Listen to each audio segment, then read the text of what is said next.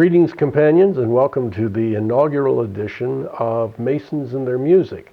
You will find that our music is going to be posted on the Grand Chapter website, and it's our intent to have a fresh episode every month.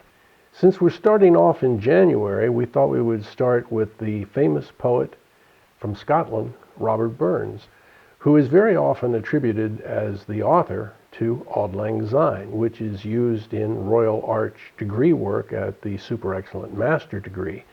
But also, it is a very popular song at this time of year, except that Robert Burns didn't write it. And that comes as a surprise to a lot of people. Burns was traveling through Scotland into Ayrshire in the late 1790s when he stopped at a pub for a weed dram, and he heard an old man singing a song, and he took that song to be centuries old. The old man later confirmed it. But Burns, also fluent in Gaelic, was able to write down the lyrics, and as many poets do, he had an ear for music. So he was able to reconstruct the melody that went with the old man's tune. And so when he returned home, he published Auld Lang Syne. He didn't write it. He discovered it, published it, and brought it to prominence for a brief period. And then not very much happened to the tune. In the early 1920s, three brothers came over from Canada to play for New Year's Eve at the Waldorf Astoria, and it was broadcast live on WCBS AM in New York City. Those three brothers' last name was Lombardo, Guy Lombardo and his Royal Canadians.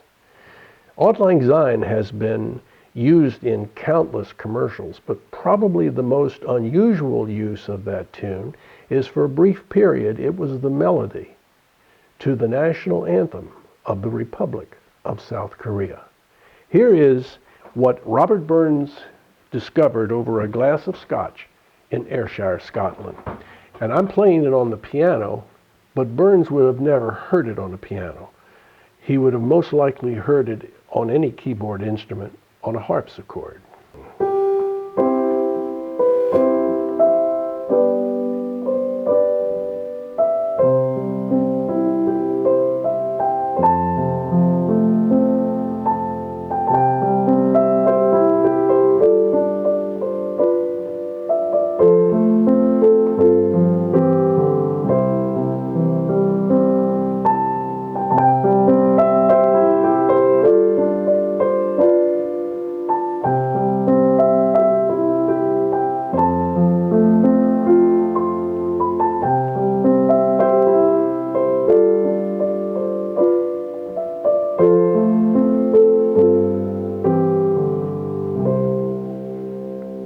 I hope you enjoyed our first episode of Masons and Their Music.